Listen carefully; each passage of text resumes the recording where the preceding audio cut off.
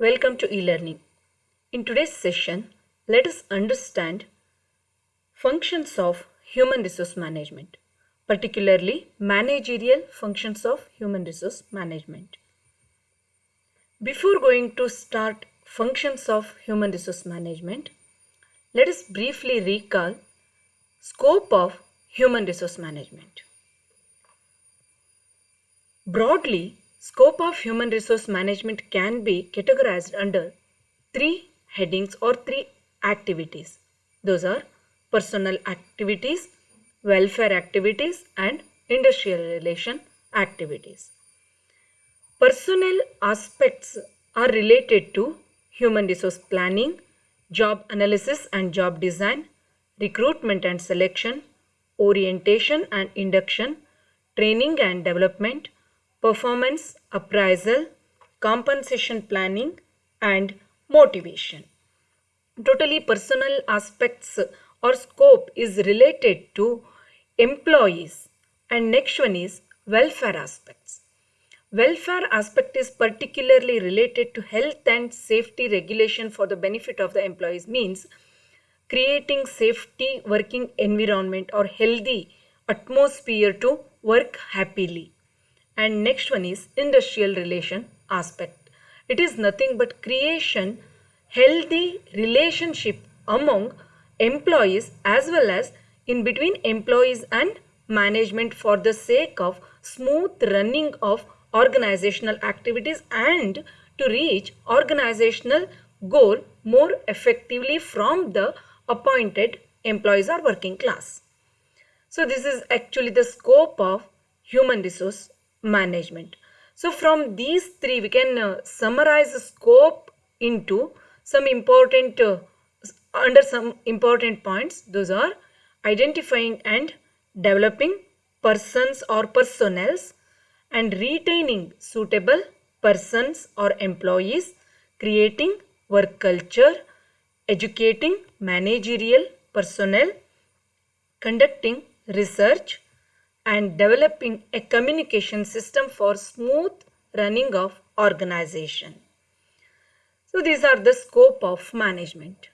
After recalling scope of management, let us go to study functions of human resource management.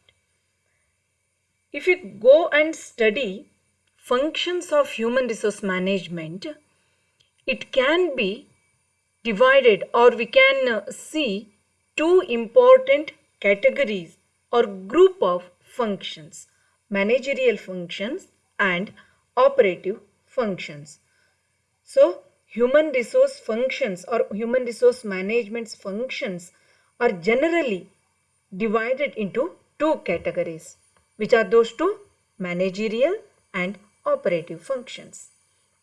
In fact, these are two levels at each function which is to be performed.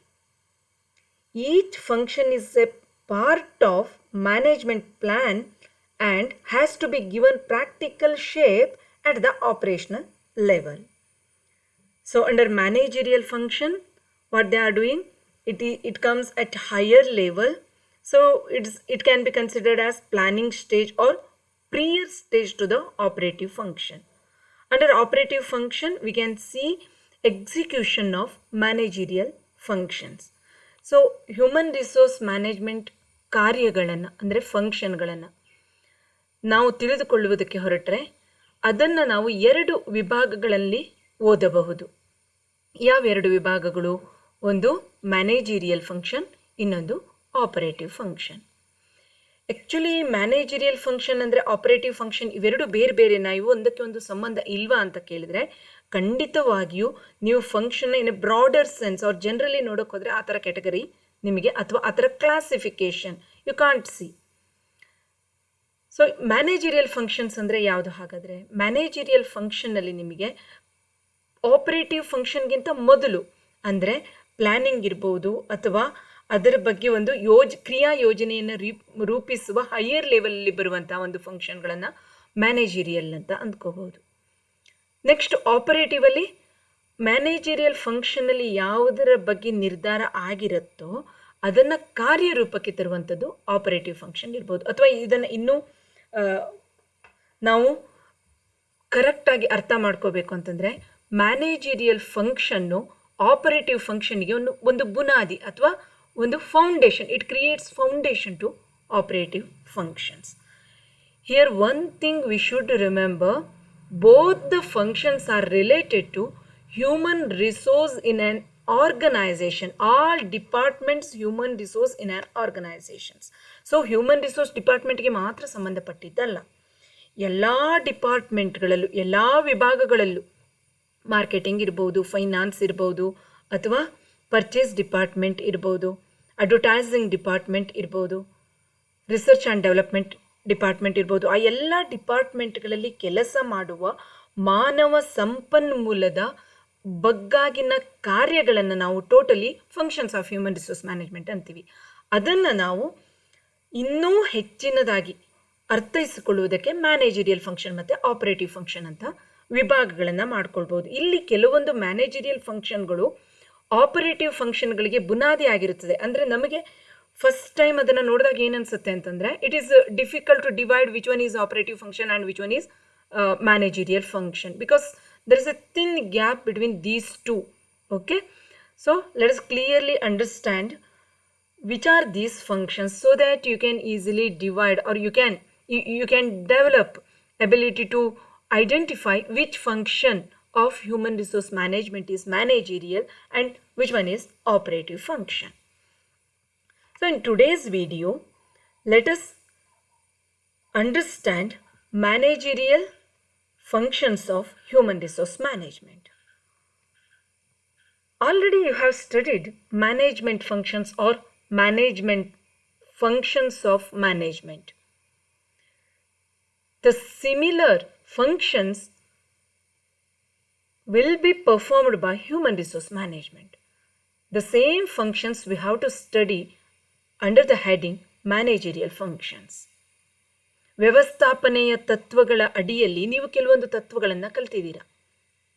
Managerial function are functions of management, principles of managements.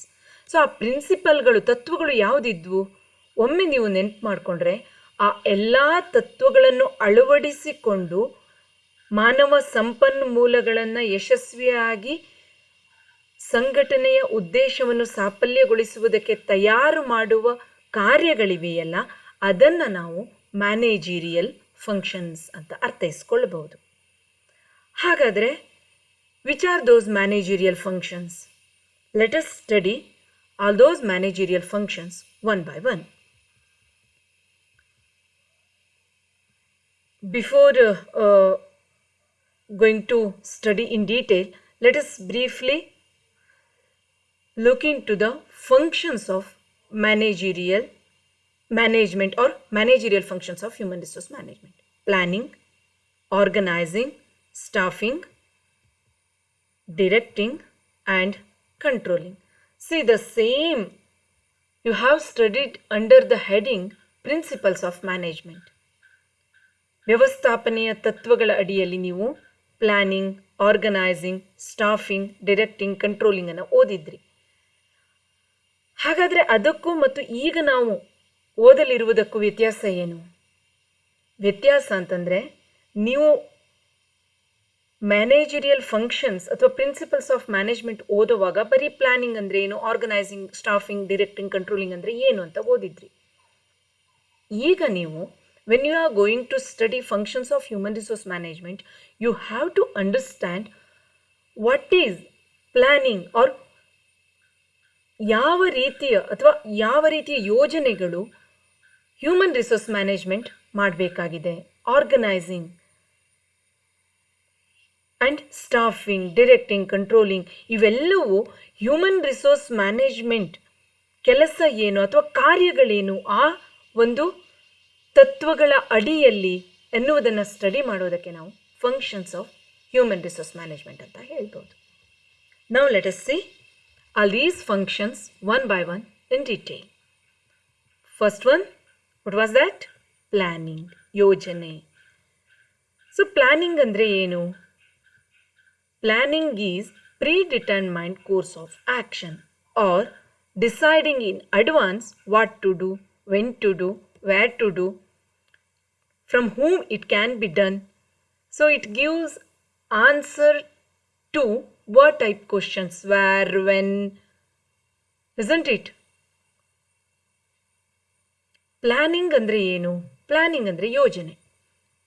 ಯಾವುದೇ ಒಂದು ಕೆಲಸವನ್ನು ಮಾಡುವುದಕ್ಕಿಂತ ಪೂರ್ವ ತಯಾರಿಯಾಗಿ ಆ ಕೆಲಸ ಯಶಸ್ವಿಯಾಗಿ ಆಗಬೇಕು ಅಂತಾದರೆ ನಾವೇನು ಮಾಡಬೇಕು? ಒಂದು ಯೋಜನೆಯನ್ನು ರೆಡಿ ಮಾಡ್ಕೋಬೇಕು, ಯೋಜನೆಯನ್ನು ತಯಾರು ಮಾಡ್ಕೋಬೇಕು.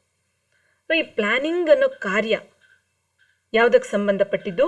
ಯೋಜನೆಯನ್ನು ತಯಾರಿಪಡಿಸುವ ಕಾರ್ಯಕ್ಕೆ ಸಂಬಂಧಪಟ್ಟಿದ್ದು ಅಥವಾ ತಯಾರಿಪಡಿಸುವುದಾಗಿದೆ.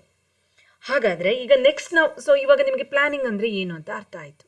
Next we have to understand what human resource management is doing under the heading planning or at the stage of planning or under the function planning. Human resource management ಏನು ಪ್ಲಾನಿಂಗ್ ಮಾಡುತ್ತೆ ಅದನ್ನು ನೀವು ಅರ್ಥ ಮಾಡ್ಕೋಬೇಕು. It is actually predetermined course of action, isn't it? Planning. So ಇಲ್ಲಿ human resource management ಏನು ಮಾಡುತ್ತೆ? Human at the planning function or in the planning function, human resource management planning about human resources, that is planning about human resource requirements, recruitments, selection, training, etc. ಅಂದರೆ human resource management ಈ ಹಂತದಲ್ಲಿ ಯಾವ ರೀತಿಯ ಕಾರ್ಯವನ್ನು ಮಾಡಬೇಕು? ಒಂದು ಸಂಘಟನೆಯ ಮೂಲ ಉದ್ದೇಶವನ್ನು ತಲುಪಲು ಎಷ್ಟು ಮಾನವ ಸಂಪನ್ಮೂಲದ ಅಗತ್ಯ ಇದೆ, ಅವರನ್ನು ಯಾವ ರೀತಿಯಾಗಿ ಅಪಾಯಿಂಟ್ ಮಾಡ್ಕೋಬಹುದು, ಅಂದರೆ ನೇಮಕ ಮಾಡ್ಕೋಬಹುದು, ನೇಮಕ ಮಾಡಿಕೊಳ್ಳುವಲ್ಲಿ ಯಾವ ವಿಶೇಷವಾದ ಜ್ಞಾನ ಅಥವಾ ನಾಲೆಜ್ ಅಥವಾ ಸ್ಕಿಲ್, ಎಬಿಲಿಟಿ ಇವನ್ನು ಕನ್ಸಿಡರ್ ಮಾಡಬೇಕು.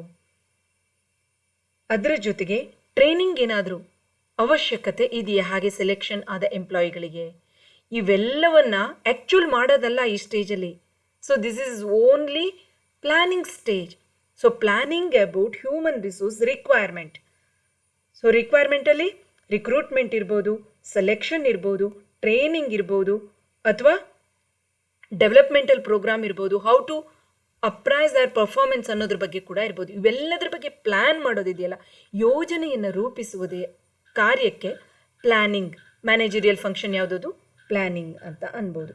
It also involves forecasting of personal needs, changing values, attitudes and behavior of employees and their impact on organization.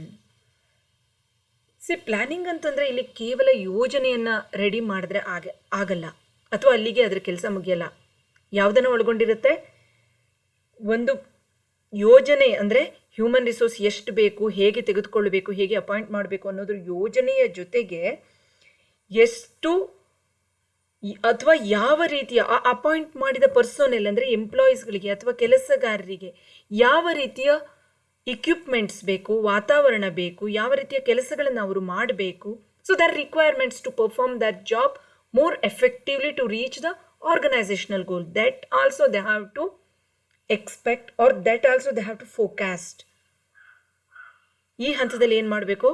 Human resource ಯಶಸ್ವಿಯಾಗಿ, ಮಾನವ ಸಂಪನ್ಮೂಲ ಯಶಸ್ವಿಯಾಗಿ ಸಂಘಟನೆಯ ಉದ್ದೇಶವನ್ನು ತಲುಪಲು ಅಥವಾ ಸಾಕಾರಗೊಳಿಸಲು ಯಾವ ಎಲ್ಲ ಅಡಿಷನಲ್ ಅಥವಾ ಹೆಚ್ಚಿನ ವಾತಾವರಣ ಇರ್ಬೋದು, ಅಥವಾ ಇಕ್ವಿಪ್ಮೆಂಟ್ಸ್ ಇರ್ಬೋದು, ಟೆಕ್ನಾಲಜಿ ಇರ್ಬೋದು, ಇದರ ಅವಶ್ಯಕತೆ ಇದೆ. ಅದನ್ನು ಕೂಡ ಅದರ ಜೊತೆಗೆ ಆ್ಯಟಿಟ್ಯೂಡ್ ಆಫ್ ಹ್ಯೂಮನ್ ಬೀಯಿಂಗ್, ಕೆಲಸ ಮಾಡುವಾಗ ಅವರ ಮನಸ್ಥಿತಿ ಯಾವ ರೀತಿಯಾಗಿರುತ್ತೆ, ಅವರ ಒಂದು ಬಿಹೇವಿಯರ್ ಯಾವ ರೀತಿಯಾಗಿರುತ್ತೆ, ಅದನ್ನು ಕೂಡ ಅಂದಾಜಿಸಿ ಅದಕ್ಕೆ ತಕ್ಕನಾದ ಒಂದು ಯೋಜನೆಯನ್ನು ರೂಪಿಸುವುದು ಹ್ಯೂಮನ್ ರಿಸೋರ್ಸ್ ಪ್ಲಾನಿಂಗ್ ಫಂಕ್ಷನ್ ಅಂತ ಅನ್ಬೋದು. So after planning function, next they can move towards organising. What is organizing?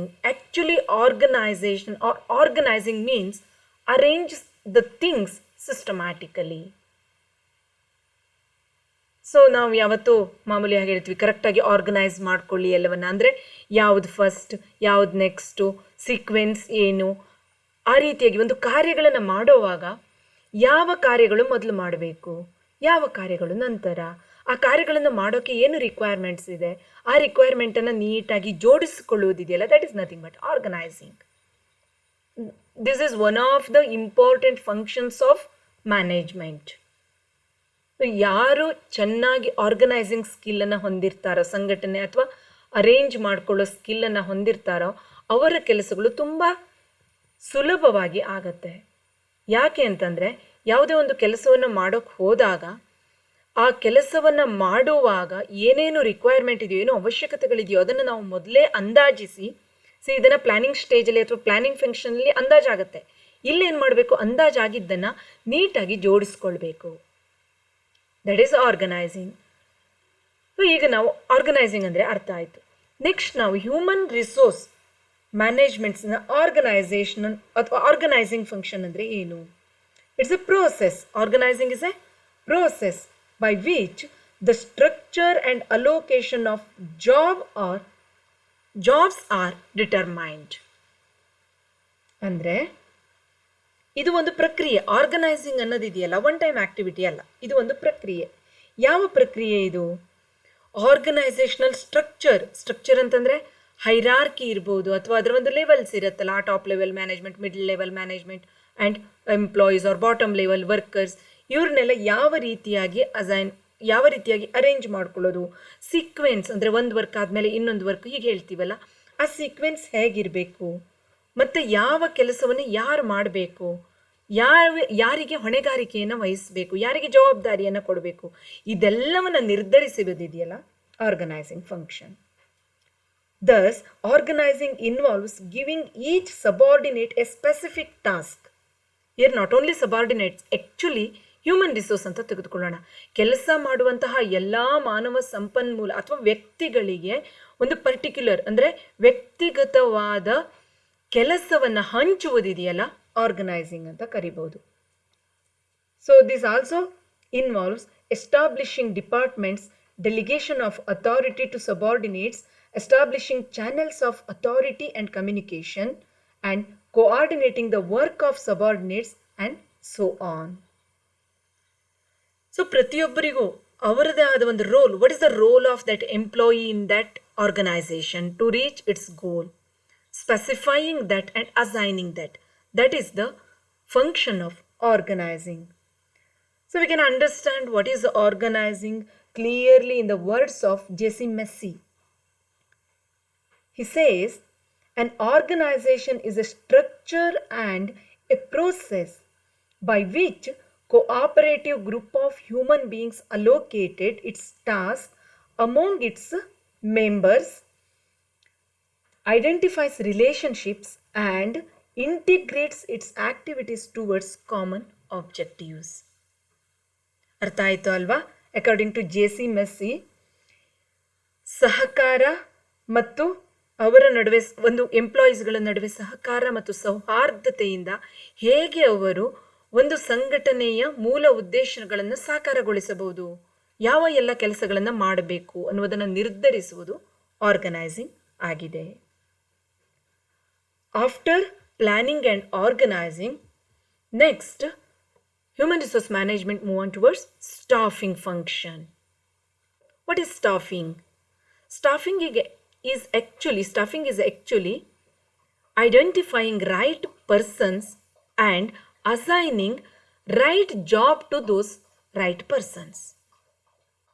Already we understood what is right persons to right job, right? So staffing ಅಂದ್ರೆ ಏನು? ಸೂಕ್ತ ವ್ಯಕ್ತಿಯನ್ನು ಹುಡುಕುವುದು. ಸೂಕ್ತ ವ್ಯಕ್ತಿ ಅಂದರೆ ಏನು? ಇಲ್ಲಿ ನೋಡಿ, ಆರ್ಗನೈಸೇಷನ್ ಉದ್ದೇಶಗಳ ಮೇಲೆ ಅಥವಾ ಒಂದು ಪರ್ಟಿಕ್ಯುಲರ್ ಜಾಬ್ ಅಥವಾ ಕೆಲಸ, ಆ ಕೆಲಸಕ್ಕೆ ಬೇಕಾದ ಸ್ಕಿಲ್ಸ್ ಏನು, ನಾಲೆಜ್ ಏನು ಎನ್ನುವುದರ ಮೇಲೆ ಯಾರನ್ನು ಆರಿಸಬೇಕು ಅನ್ನೋದು ಗೊತ್ತಾಗುತ್ತೆ. ಯಾವ ವ್ಯಕ್ತಿಯನ್ನು ಆರ್ಗನೈಸೇಷನಲ್ಲಿ ಅಪಾಯಿಂಟ್ ಅಥವಾ ನೇಮಕ ಮಾಡಬೇಕು, ಆ ನೇಮಕ ಮಾಡುವ ಪ್ರಕ್ರಿಯೆಯನ್ನು ಅವರು ಅನುಸರಿಸಿಕೊಂಡು ಹೋಗಿ ಅಲ್ಲಿ ಅವ್ರೇನು ಮಾಡ್ಬೋದು, ಒಬ್ಬ ಸೂಕ್ತ ವ್ಯಕ್ತಿಯನ್ನು ಆರಿಸ್ಬೋದು. ಆಫ್ಟರ್ ಸೆಲೆಕ್ಷನ್ ಅಥವಾ ಈ ಸೆಲೆಕ್ಷನ್ ಮಾಡೋಕ್ಕೆ ಈ ಐಡೆಂಟಿಫಿಕೇಶನ್, ಒಬ್ಬ ಸೂಕ್ತ ವ್ಯಕ್ತಿಯನ್ನು ಗುರುತಿಸುವುದರಿಂದ ಹಿಡಿದು ಅವನನ್ನು ಆರ್ಗನೈಸೇಷನ್ಗಾಗಿ ನೇಮಕ ಮಾಡಿಕೊಂಡು ಆದ ಮೇಲೆ ಆರ್ಗನೈಸೇಷನ್ ಅಥವಾ ಸಂಘಟನೆಯ ಉದ್ದೇಶವನ್ನು ಅವರಿಗೆ ತಿಳಿಸಿ ಅವರನ್ನು ಅದಕ್ಕೆ ಅಂದರೆ ಆ ಕೆಲಸಗಾರರು ಅಥವಾ ಎಂಪ್ಲಾಯಿಗಳಿಗೆ ಆ ಆರ್ಗನೈಸೇಷನ್ ತಮ್ಮದು ಅನ್ನುವಂತಹ ಭಾವನೆ ಮೂಡಿಸಲು ಮತ್ತು ಅವರನ್ನು ಸಂಪೂರ್ಣವಾಗಿ ತಮ್ಮ ಕೆಲಸಗಳಲ್ಲಿ ತೊಡಗಿಸಿಕೊಳ್ಳುವಂತೆ ಮಾಡುವುದಿದೆಯಲ್ಲ staffing function. So it is a process by which managers select, train, promote or demote their subordinates. Actually, this involves deciding what type of people should be hired. ನಾನು ಹೇಳಿದೆ ಆಲ್ರೆಡಿ ನಿಮಗೆ ಯಾರನ್ನ ಯಾವ ರೀತಿಯ ಕೆಲಸಗಾರರು ಬೇಕು ಅದನ್ನು ಹೇಗೆ ತೀರ್ಮಾನ ತಗೋತಾರೆ. ಪ್ಲಾನಿಂಗ್ ಮತ್ತು ಆರ್ಗನೈಸಿಂಗಲ್ಲಿ ನೋಡಿ ಒಂದು ಹೈರಾರ್ಕಿಯನ್ನು ಗೊತ್ತು ಮಾಡ್ಕೊಂಡಿದ್ದಾರೆ. ಆ ಸಂಘಟನೆಯ ಉದ್ದೇಶವನ್ನು ತಲುಪಲು ಯಾವ ರೀತಿಯಾಗಿ ವರ್ಕ್ ಇರಬೇಕು, ಚೈನ್ ಆಫ್ ವರ್ಕ್ ಯಾವ ರೀತಿ ಇರಬೇಕು, ಸೀಕ್ವೆನ್ಸ್ ಆಫ್ ವರ್ಕ್ ಯಾವ ರೀತಿ ಇರಬೇಕು. ಸೊ ಆ ವರ್ಕಿನ ಆಧಾರದ ಮೇಲೆ, ಕೆಲಸದ ಆಧಾರದ ಮೇಲೆ they can be hired suitable persons. So recruiting prospective employees is one of the or is the primary objective of or primary function of staffing. So it involves selecting employees and setting performance or standard and compensating employees, evaluating performance and counseling employees, training, development employees and motivating employees. All these come under the heading staffing function. ಪ್ರಾಥಮಿಕವಾಗಿ ಯಾವ ತರಹದ ಕೆಲಸಗಾರರು ಬೇಕು ಅನ್ನೋದನ್ನು ಗೊತ್ತು ಮಾಡ್ಕೋಬೇಕು. ಮಾನವ ಸಂಪನ್ಮೂಲ ಆಯ್ಕೆ ಪ್ರಕ್ರಿಯೆಯಲ್ಲಿ ಯಾವ ರೀತಿಯ ಪ್ರೊಸೀಜರ್ಗಳನ್ನು ಫಾಲೋ ಮಾಡಬೇಕು ಅನ್ನೋದನ್ನು ಗುರುತಿಸಬೇಕು. ಅದಾದ ಮೇಲೆ ಒಬ್ಬ ಕೆಲಸಗಾರನ ಕೆಲಸಕ್ಕೆ ಒಂದು ಸ್ಟ್ಯಾಂಡರ್ಡ್ ಅಂತಂದರೆ ಈ ದಿನದಲ್ಲಿ ಅಥವಾ ಈ ತಿಂಗಳಲ್ಲಿ ಇಷ್ಟು ಕೆಲಸವನ್ನು ಮುಗಿಸ್ಬೇಕು, ಅಥವಾ ಪೀಸ್ ಇರ್ಬೋದು ಅಥವಾ ಟೈಮ್ ಇರ್ಬೋದು, ಯಾವುದೋ ಒಂದು ಸೆಟ್ಟಿಂಗನ್ನು ಇಟ್ಕೊಂಡು ಒಂದು ಸ್ಟ್ಯಾಂಡರ್ಡನ್ನು ಫಿಕ್ಸ್ ಮಾಡೋದು. ನಂತರ ನೈಜ ಕೆಲಸ ನಡೀತಾ ಇದ್ದಾಗ ಆ ಸ್ಟ್ಯಾಂಡರ್ಡ್ಗೆ ತಕ್ಕನ ಹಾಗೆ ಅವರ ಒಂದು ಪರ್ಫಾರ್ಮೆನ್ಸ್ ಇದೆಯೋ ಇಲ್ವೋ ಚೆಕ್ ಮಾಡೋದು. ಚೆಕ್ ಮಾಡಿ if there is any gap between standard set and actual performance then they have to arrange for training programmes. ಈಗ ಒಬ್ಬ ಕೆಲಸಗಾರ ಕೆಲಸ ಸರಿಯಾಗಿಲ್ಲ or as per the standard work ಮಾಡ್ತಾ ಇಲ್ಲ ಅಂತ ಒಮ್ಮೆಲೆ ಕೆಲಸದಿಂದ ತೆಗೆದು ಬಿಡೋದಲ್ಲ. ಏನು ಮಾಡಬೇಕು, ಆ ಕೆಲಸಗಾರನಿಗೆ ಟ್ರೈನಿಂಗ್ಗಳನ್ನು ಕೊಟ್ಟು, ಡೆವಲಪ್ಮೆಂಟ್ ಪ್ರೋಗ್ರಾಮ್ಗಳನ್ನು ಕೊಟ್ಟು, they have to make that employee to work more efficiently or to use his full potential as per the requirement of organization. That is staffing function. Next is directing. What is directing? Directing is nothing but execution of plan. So we can consider the next logical function after completing planning, organizing, staffing is execution of plan. The basic function of personnel management at any level is motivating, commanding, leading and activating people. ಯಾವುದೇ ಒಂದು ಕೆಲಸಗಾರರನ್ನು ನಮ್ಮ ಆರ್ಗನೈಸೇಷನ್ಗೆ ನೇಮಕ ಮಾಡಿಕೊಂಡ ಆದಮೇಲೆ ಆ ಕೆಲಸಗಾರರನ್ನು ಅವರ ಉದ್ದೇಶಕ್ಕೆ ತಕ್ಕನ ಹಾಗೆ ಮತ್ತು ಸಂಘಟನೆಯ ಉದ್ದೇಶಕ್ಕೆ ತಕ್ಕನ ಹಾಗೆ ಕೆಲಸ ಮಾಡೋ ರೀತಿ ಅವರನ್ನು ಪ್ರೋತ್ಸಾಹಿಸುವುದಿದೆಯಲ್ಲ, ಪ್ರೇರೇಪಿಸುವುದು, ದಟ್ ಈಸ್ ಮೋಟಿವೇಶನ್. ಆ ರೀತಿ ಪ್ರೇರೇಪಣೆ ಮೊದಲಿಗೆ ಏನು ಮಾಡಬೇಕು, ಕೆಲಸಗಾರರಿಗೆ ಒಂದು ಮೋಟಿವೇಶನ್ ಅಥವಾ ಪ್ರೇರೇಪಿಸಬೇಕು. ಈ ಆರ್ಗನೈಸೇಷನ್ ಅನ್ನೋದು ನಿಮ್ಮದು, ನೀವು ಇದರ ಮೂಲ ಉದ್ದೇಶ ಏನೋ ಅದಕ್ಕೆ ತಕ್ಕನಾಗಿ ಕೆಲಸ ಮಾಡಬೇಕು. You should abide by the rules or regulations or values what organization develop. ಈ ರೀತಿಯಾಗಿ ಅವರಿಗೊಂದು ಓರಿಯೆಂಟೇಷನ್ ಕೊಡಬೇಕು. ಅದಾದ ಮೇಲೆ they have to command them to take the expected work, because organisation ಅಥವಾ ಮ್ಯಾನೇಜ್ಮೆಂಟ್ ಅಂದರೆ ಏನು ಹೇಳಿ, getting things done through others ಅಲ್ವಾ. ಈಗ ಬೇರೆಯವರನ್ನು ನಮಗೆ ಅನ್ನಿಸಿದ ಹಾಗೆ ಅಥವಾ ನಮಗೆ ಬೇಕಾದ ಕೆಲಸ ಮಾಡಬೇಕು ಅಂತಂದು ಮಾಡಿಸ್ಕೊಳ್ಬೇಕು ಬೇರೆಯವರಿಂದ ಅಂತಂದರೆ, first one we have to motivate them, then we have to command them. So these two works or these two functions come under directing. The willing and effective cooperation of employees for the attainment of organizational goals is possible through proper direction. Why?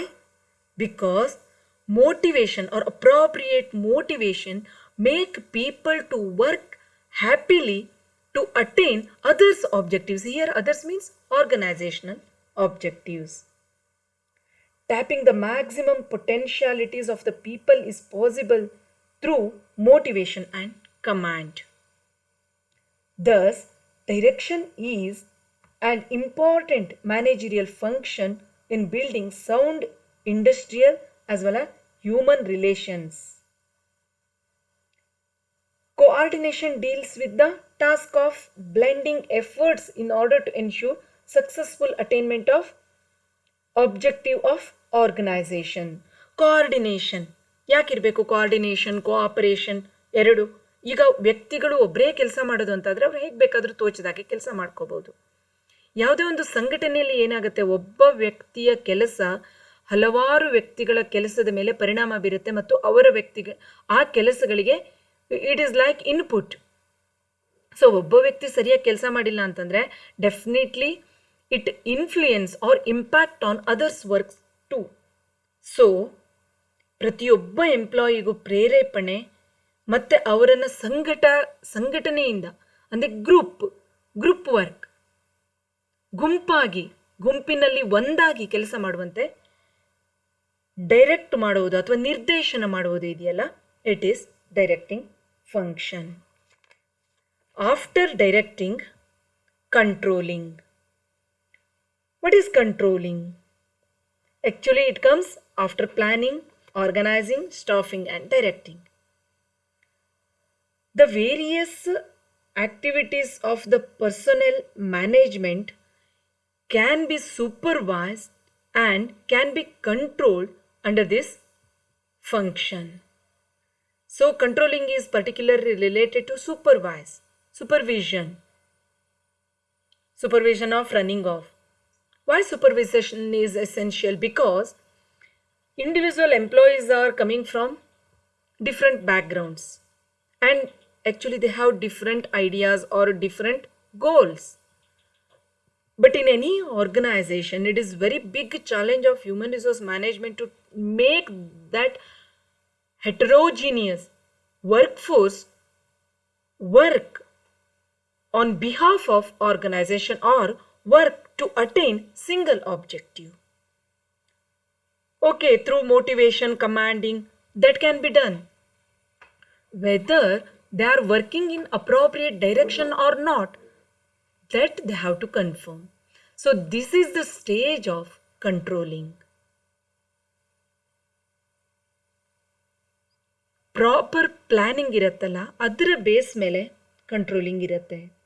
Performance apprise ಮಾಡಬೇಕು ಅಂತಂದರೆ ಮೊದಲು ಏನು ಮಾಡ್ಕೋಬೇಕು, ಎಷ್ಟು ಕೆಲಸ ಮಾಡಬೇಕು ಅಥವಾ ಒಂದು ಸ್ಟ್ಯಾಂಡರ್ಡನ್ನು ಸೆಟ್ ಮಾಡ್ಕೊಂಡಿರ್ಬೇಕಾಗತ್ತೆ.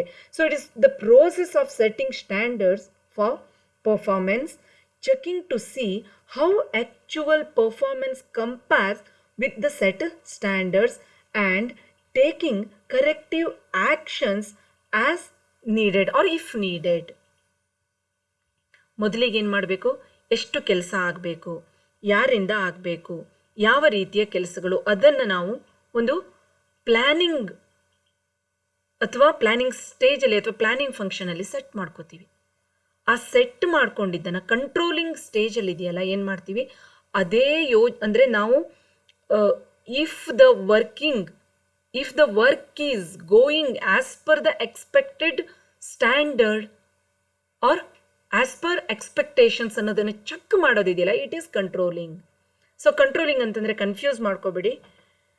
ಲಿಟ್ರಲಿ ನಾವು ಕಂಟ್ರೋಲಿಂಗ್ ಅಂತಂದರೆ ಕೆಲವಷ್ಟು ಟೈಮ್ ಏನು ಅಂದ್ಕೋತೀವಿ ಅಂತಂದರೆ ಡಾಮಿನೇಟಿಂಗ್ ಅಂತ ಅಂದ್ಕೋತೀವಿ. It is not actually like that. Controlling function of management or human resource management ಅಂತಂದರೆ it is nothing but comparing actual performance with the earlier set standards to know if there is any gap between those two. Gap ಇಲ್ಲ, control ಅಂದರೆ actual performance ಸ್ಟ್ಯಾಂಡರ್ಡ್ಗಿಂತ ಹೆಚ್ಚಿದೆ ಅಥವಾ ಅದೇ ರೀತಿಯಾಗಿದೆ ಅಂತಂದರೆ they need not take any corrective action. If there is gap, then they have to take corrective action. Thus, action and operation are adjusted to predetermined plans and standards through control. Auditing, training programs, analyzing, conducting separation interviews are some of the means of controlling the personnel management function. So ಹಾಗೆ okay, ಇವಾಗ set standard actual performance ಇವೆರಡರ ಮಧ್ಯೆ gap ಇದೆ, ಅಂದರೆ ಒಂದೇ ಇಲ್ಲ, ಅಂದರೆ ಮಾಡ್ತಾ ಇರೋ ಕೆಲಸ ಪ್ಲಾನಿಂಗ್ ಪ್ರಕಾರ ಇಲ್ಲ ಅಂತ ಅಂದ್ಕೊಳ್ಳಿ. ಹಾಗೆ ಏನು ಮಾಡಬೇಕು? They may arrange training programmes to make employees to utilize their full potential, or to make employees work wholeheartedly, or to make employees to contribute their full potential or their complete work or dedication to attain organizational goal. So like this, they can correct or they can take corrective actions if needed. ಇಲ್ಲಿಯವರೆಗೆ ನಾವು ಫಂಕ್ಷನ್ಸನ್ನು ಅರ್ಥ ಮಾಡ್ಕೊಂಡ್ವಿ. Functions of human resource management, that particularly managerial functions of human ರಿಸೋರ್ಸನ್ನು ಅರ್ಥ ಮಾಡ್ಕೊಂಡಿದ್ವಿ. ಯಾವ್ಯಾವುದು ಆಗಿತ್ತು ಮತ್ತೊಮ್ಮೆ ನೋಡೋಣ. Planning, organising, staffing, directing and controlling. So human resource ಫಂಕ್ಷನ್ನ ನಾವು ಓದೋಕೆ ಹೊರಟ್ರೆ ಅದನ್ನು ನಾವು ಎರಡು ಹೆಡ್ಡಿಂಗಲ್ಲಿ ಅಥವಾ ಎರಡು ಗುಂಪುಗಳಾಗಿ ಅರ್ಥ ಮಾಡ್ಕೋಬೋದು. ಒಂದನೆಯದು ಮ್ಯಾನೇಜರಿಯಲ್ ಫಂಕ್ಷನ್, ಎರಡನೆಯದು ಆಪರೇಟಿವ್. ಸೊ ಇಲ್ಲಿ ನಾವು ಈ ಸೆಷನ್ನಲ್ಲಿ ಮ್ಯಾನೇಜರಿಯಲ್ ಫಂಕ್ಷನ್ನ ಅರ್ಥ ಮಾಡ್ಕೊಂಡ್ವಿ. 5 ಇಂಪಾರ್ಟೆಂಟ್ ಫಂಕ್ಷನ್ಸ್ ಇದೆ. Those functions are planning, organising, staffing, directing and controlling. Managerial ಫಂಕ್ಷನ್ಸ್ಗಳು ಯಾವುದು ಅಂತ ಅರ್ಥ ಆಯಿತು ಅಂದ್ಕೋತೀನಿ. ಇನ್ನು ನೆಕ್ಸ್ಟ್ ಸೆಷನ್ನಲ್ಲಿ ನಾವು ಆಪರೇಟಿವ್ ಫಂಕ್ಷನ್ಗಳು ಯಾವುವು, ಹ್ಯೂಮನ್ ರಿಸೋರ್ಸ್ ಮ್ಯಾನೇಜ್ಮೆಂಟ್ನ ಆಪರೇಟಿವ್ ಫಂಕ್ಷನ್ಗಳು ಯಾವುವು ಅನ್ನೋದನ್ನು ಅರ್ಥ ಮಾಡ್ಕೊಳ್ಳೋಣ ಡೀಟೇಲ್ ಆಗಿ. Thanks for watching.